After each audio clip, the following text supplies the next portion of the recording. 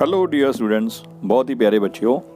ਬੇਟਾ ਆਪਾਂ ਆਪਣੇ ਪਿਛਲੇ ਜਿਹੜੇ ਵੀਡੀਓ ਸੀ ਉਹਦੇ ਵਿੱਚ ਦੇਖਿਆ ਸੀ ਵੀ ਸਾਡੀ ਪ੍ਰਿਥਵੀ ਤੋਂ ਕਰੋੜਾਂ ਪ੍ਰਕਾਸ਼ ਵਰਸ਼ ਦੂਰ ਜਿਹੜੇ ਤਾਰਾ ਸਮੂਹ ਨੇ ਉਹਨਾਂ ਨੂੰ ਅਸੀਂ ਗਲੈਕਸੀ ਆਖਦੇ ਹਾਂ। ਠੀਕ ਹੈ, ਇਹਨਾਂ ਗਲੈਕਸੀਆਂ ਦੀ ਗਿਣਤੀ ਵੀ ਕਰੋੜਾਂ ਦੇ ਵਿੱਚ ਹੈ, ਜਿਹਦੇ ਵਿੱਚੋਂ ਇੱਕ ਗਲੈਕਸੀ ਹੈ ਜਿਹਦਾ ਨਾਮ ਹੈ ਆਕਾਸ਼ ਗੰਗਾ। ਸਾਡੀ ਗਲੈਕਸੀ ਹੈ ਉਹ। ਅਸੀਂ ਉਸ ਗਲੈਕਸੀ ਦੇ ਵਿੱਚ ਸਥਿਤ ਜਿਹੜਾ ਸੂਰਜ ਮੰਡਲ ਹੈ, ਜਿਹਦੇ ਵਿੱਚ ਸੂਰਜ ਅਤੇ ਉਸਦੇ 8 ਗ੍ਰਹਿ ਨੇ, ਸੂਰਜੀ ਪਰਿਵਾਰ ਆਖਦੇ ਹਾਂ, ਉਹਦੇ ਵਿੱਚ ਰਹਿੰਦੇ ਹਾਂ।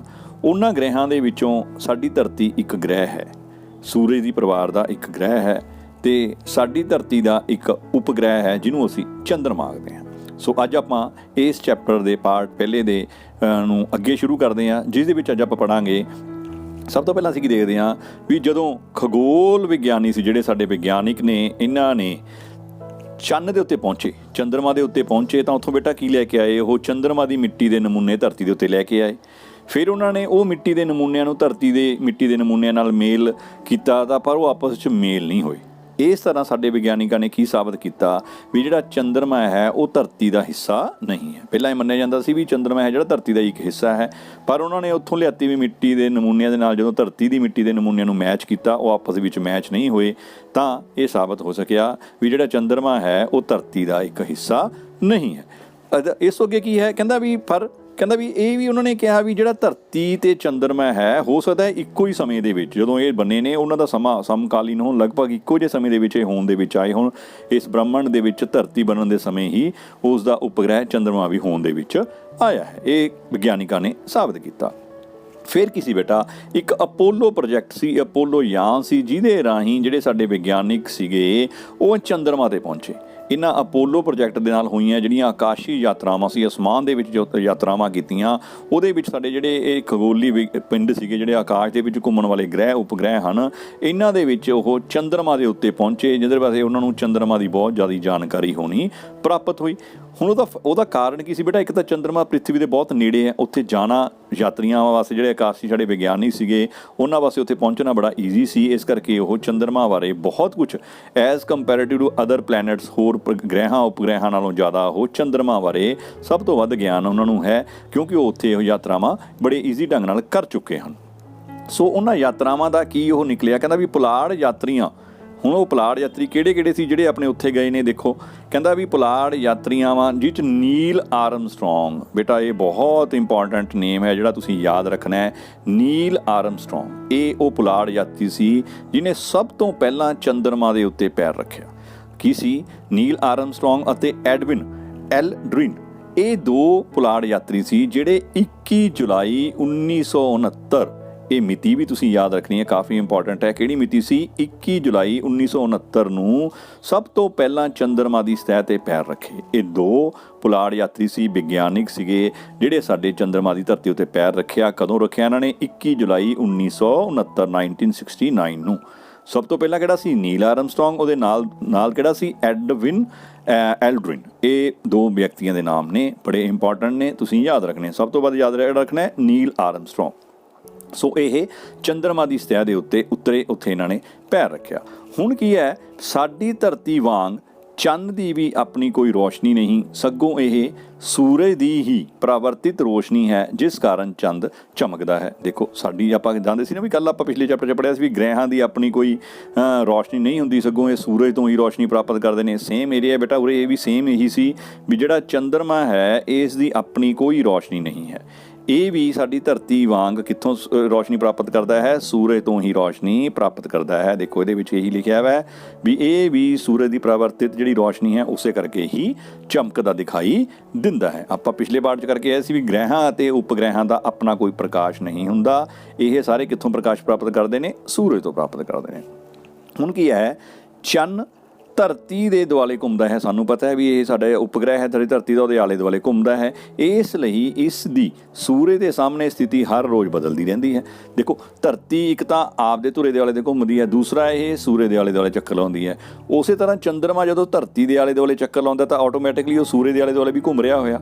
ਤਾਂ ਧਰਤੀ ਦੇ ਆਲੇ ਦੁਆਲੇ ਚੱਕਰ ਲਾਉਣ ਕਰਕੇ ਚੰਦਰਮਾ ਦੀ ਜਿਹੜੀ ਸਥਿਤੀ ਹੈ ਸੂਰਜ ਦੇ ਸਾਹਮਣੇ ਬਦਲਦੀ ਰਹਿੰਦੀ ਹੈ। ਕਦੇ ਸੂਰਜ ਦੇ ਸਾਹਮਣੇ ਥੋੜ੍ਹਾ ਜਿਹਾ ਚੰਦਰਮਾ ਆ ਜਾਂਦਾ ਹੈ, ਕਦੇ ਵਿਚਾਲੇ ਧਰਤੀ ਆ ਜਾਂਦੀ ਹੈ, ਕਦੇ ਸੂਰਜ ਅਤੇ ਧਰਤੀ ਦੇ ਵਿਚਾਲੇ ਚੰਦਰਮਾ ਆ ਜਾਂਦਾ ਹੈ। ਸੋ ਉਹਦੀਆਂ ਸਥਿਤੀਆਂ ਬਦਲਦੀਆਂ ਰਹਿੰਦੀਆਂ ਨੇ। ਤੁਸੀਂ ਅਕਸਰ ਰਾਤ ਨੂੰ ਦੇਖਿਆ ਹੋਊ, ਕਿਸੇ ਦਿਨ ਚੰਦ ਪੂਰਾ ਹੁੰਦਾ ਹੈ, ਫਿਰ ਥੋੜ੍ਹਾ ਜਿਹਾ ਚੰਦਰਮਾ ਘਟਣਾ ਸ਼ੁਰੂ ਹੋ ਜਾਂਦਾ ਹੈ, ਫਿਰ ਇੱਕ ਦਿਨ ਲੁਪਤ ਹੋ ਜਾਂਦਾ ਹੈ, ਫਿਰ ਦੁਬਾਰਾ ਥੋੜ੍ਹਾ ਵਧਣਾ ਸ਼ੁਰੂ ਹੋ ਜਾਂਦਾ। ਸੋ ਇਹ ਕੀ ਨੇ? ਚੰਦਰਮਾ ਦੀਆਂ ਸਥਿਤੀਆਂ ਨੇ। ਸੂਰਜ ਦੇ ਸਾਹਮਣੇ ਜਿਸ ਤਰ੍ਹਾਂ ਦੀ ਸਥਿਤੀ ਬਣ ਜਾਂਦੀ ਹੈ, ਇਹ ਉਸ ਤਰ੍ਹਾਂ ਦਾ ਆਕਾਰ ਸਾਨੂੰ ਅਸਮਾਨ 'ਚ ਦਿਖਦਾ ਹੈ। ਇਹ ਘਟਦਾ ਵੱਧਦਾ ਨਹੀਂ ਹੈ, ਵੱਡਾ ਛੋਟਾ ਨਹੀਂ ਹੁੰਦਾ।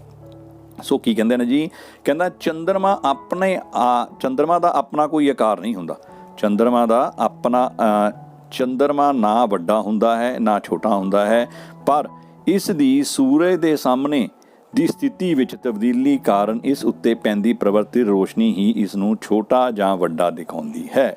ਚੰਦਰਮਾ ਦਾ ਸਾਈਜ਼ ਉਹੀ ਹੈ, ਸਿਰਫ ਅਤੇ ਸਿਰਫ ਜਦੋਂ ਬੇਟਾ ਸਾਨੂੰ ਕੋਈ ਚੀਜ਼ ਕਦੋਂ ਦਿਖਾਈ ਦਿੰਦੀ ਹੈ? ਜਦੋਂ ਉਹਦੇ 'ਤੇ ਕੋਈ ਰੋਸ਼ਨੀ ਪੈਂਦੀ ਹੈ। ਸੋ ਚੰਦਰਮਾ ਨੂੰ ਰੋਸ਼ਨੀ ਕਿੱਥੋਂ ਮਿਲਦੀ ਹੈ? ਸੂਰਜ ਤੋਂ ਮਿਲਦੀ ਹੈ। ਇਹ ਧਰਤੀ ਦੇ ਆਲੇ ਦੁਆਲੇ ਘੁੰਮਦਾ ਹੋਇਆ, ਇਹਦੀਆਂ ਸਥਿਤੀਆਂ ਸੂਰਜ ਦੇ ਸਾਹਮਣੇ ਚੇਂਜ ਹੁੰਦੀਆਂ ਰਹਿੰਦੀਆਂ ਨੇ। ਸੋ ਜਿੰਨੇ ਪੋਰਸ਼ਨ ਦੇ ਉੱਤੇ ਸੂਰਜ ਦਾ ਪ੍ਰਕਾਸ਼ ਪ੍ਰਵਰਤਿਤ ਹੋ ਕੇ ਪੈਂਦਾ ਹੈ, ਉਹਨਾਂ ਪ੍ਰਕਾਸ਼ ਦਾ ਸਾਨੂੰ ਹਿੱਸਾ ਚੰਦਰਮਾ ਦਾ ਦਿਖਾਈ ਦਿੰਦਾ ਹੈ, ਬਾਕੀ ਸਾਨੂੰ ਕਾਲਾ ਦਿਖਾਈ ਦਿੰਦਾ ਹੈ। ਸੋ ਇਸ ਤਰ੍ਹਾਂ ਚੰਦਰਮਾ ਦਾ ਆਕਾਰ ਬਦਲ ਜਾਂਦਾ ਹੈ।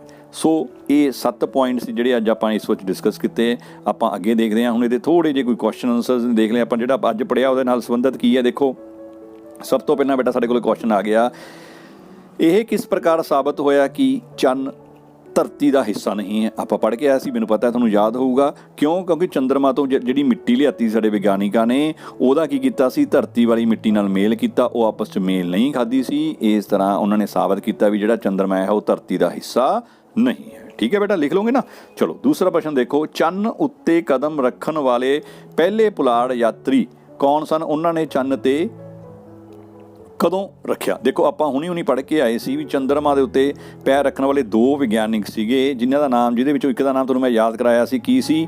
ਨੀਲ ਆਰਮਸਟਰੋਂਗ। ਦੇਖੋ ਆ ਰਿਹਾ ਤੁਹਾਡੇ ਕੋਲੇ, ਆ ਗਿਆ ਉਹੀ ਚੀਜ਼, ਇਹ ਆ ਰਿਹਾ ਨੀਲ। ਆ ਦੇਖੋ ਜੀ, ਆ ਤੁਹਾਡੇ ਕੋਲੇ ਕੁਐਸਚਨ ਦਾ ਆਨਸਰ ਪਿਆ। ਕਿਹੜੇ ਸੀਗੇ?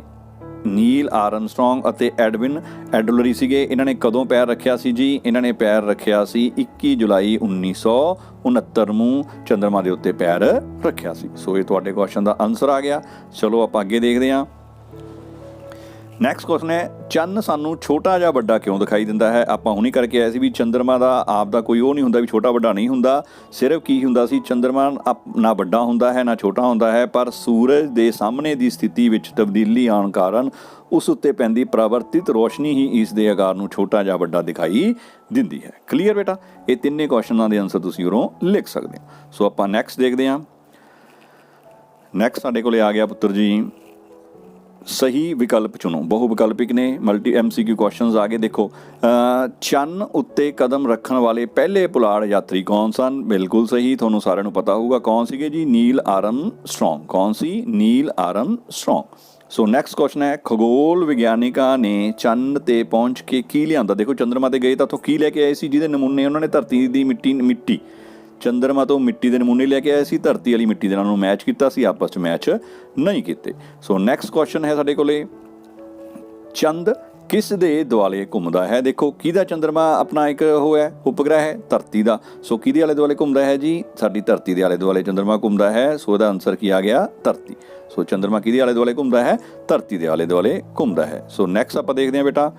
ਨੈਕਸਟ ਸਾਡੇ ਕੋਲੇ ਕੁਐਸਚਨ ਆ ਗਿਆ, ਖਗੋਲ ਵਿਗਿਆਨੀਆਂ ਨੇ ਚੰਨ 'ਤੇ ਪਹੁੰਚ ਕੇ ਇਸ ਦੀ ਮਿੱਟੀ ਦੇ ਡੈਸ਼ ਲਏ, ਨਮੂਨੇ ਲਏ। ਆਪਾਂ ਕਰਕੇ ਆਏ ਨਾ ਉੱਪਰ, ਚੰਨ ਨੇ ਕੀ ਲੈ ਕੇ ਆਏ? ਮਿੱਟੀ ਦੇ ਨਮੂਨੇ ਨੀਚੇ ਲੈ ਕੇ ਆਏ ਸੀ ਇਹ। ਦੂਸਰਾ ਫਿਲਿੰਗ ਦੀ ਬਲੈਂਕਸ ਕੀ ਹੈ? ਚੰਨ ਡੈਸ਼ ਦੁਆਲੇ ਘੁੰਮਦਾ ਹੈ। ਆਪਾਂ ਉੱਪਰ ਕਰਕੇ ਆਏ ਹਾਂ, ਕਿਹਦੇ ਦੁਆਲੇ ਘੁੰਮਦਾ ਹੈ ਜੀ? ਧਰਤੀ ਦੇ ਦੁਆਲੇ ਘੁੰਮਦਾ ਹੈ। ਤੁਹਾਨੂੰ ਸਾਰਿਆਂ ਨੂੰ ਪਤਾ ਹੋਊਗਾ, ਤੁਹਾਨੂੰ ਯਾਦ ਵੀ ਕਰ ਲਿਆ ਹੋਊਗਾ। ਤੁਸੀਂ ਰਾਤ ਨੂੰ ਦੇਖਦੇ ਹੋ ਚੰਦਰਮਾ ਦੀਆਂ ਸਥਿਤੀਆਂ ਚੇਂਜ ਹੁੰਦੀਆਂ ਰਹਿੰਦੀਆਂ ਨੇ। ਤੀਸਰਾ ਕੁਐਸਚਨ, ਪੁਲਾੜ ਯਾਤਰੀਆਂ ਨੂੰ ਚੰਨ 'ਤੇ ਡੈਸ਼ ਅਤੇ ਡੈਸ਼ ਮਿਲੀਆਂ। ਚੰਦਰਮਾ 'ਤੇ ਜਦੋਂ ਗਏ ਸੀ ਉਹਨਾਂ ਨੂੰ ਕੀ ਮਿਲਿਆ ਸੀ ਬੇਟਾ? ਉੱਥੇ ਪਹਾੜ ਅਤੇ ਘਾਟੀਆਂ ਮਿਲੀਆਂ ਸੀਗੀਆਂ। ਕੀ ਆਊਗਾ? ਪਹਾੜ ਅਤੇ ਘਾਟੀਆਂ ਮਿਲੀਆਂ। ਸੋ ਨੈਕਸਟ ਕੁਐਸਚਨ ਆਪਾਂ ਦੇਖਦੇ ਹਾਂ। ਸਾਡੇ ਕੋਲ ਅੱਗੇ ਸਹੀ ਜਾਂ ਗਲਤ ਆ ਗਏ। ਪਹਿਲਾ ਸਹੀ ਗਲਤ ਦੇ ਵਿੱਚ ਕੀ ਆ ਗਿਆ? ਚੰਨ ਦੀ ਆਪਣੀ ਕੋਈ ਰੋਸ਼ਨੀ ਨਹੀਂ ਹੁੰਦੀ। ਦੱਸੋ ਵੀ ਚੰਦਰਮਾ ਦੀ ਆਪਣੀ ਕੋਈ ਰੋਸ਼ਨੀ ਹੁੰਦੀ ਹੈ ਕਿ ਨਹੀਂ ਹੁੰਦੀ? ਨਹੀਂ ਹੁੰਦੀ। ਇਹਦਾ ਮਤਲਬ ਕੀ ਹੋ ਗਿਆ ਜੀ? ਇਹ ਸਹੀ ਹੋ ਗਿਆ, ਕਿਉਂਕਿ ਇਹ ਸਾਰੀ ਰੋਸ਼ਨੀ ਕਿੱਥੋਂ ਪ੍ਰਾਪਤ ਕਰਦੇ ਨੇ? ਸੂਰਜ ਤੋਂ। ਚੰਨ ਤੋਂ ਲਿਆਂਦੀ ਗਈ ਮਿੱਟੀ ਦੇ ਨਮੂਨੇ ਧਰਤੀ ਦੀ ਮਿੱਟੀ ਨਾਲ ਮੇਲ ਖਾਂਦੇ ਹਨ। ਗਲਤ ਨਹੀਂ ਖਾਂਦੇ। ਆਪਾਂ ਨੇ ਕੀ ਕੀਤਾ ਸੀ ਜੀ, ਨਹੀਂ ਖਾਂਦੇ। ਸੋ ਇਹ ਕੀ ਹੋ ਗਿਆ, ਗਲਤ ਹੋ ਗਿਆ।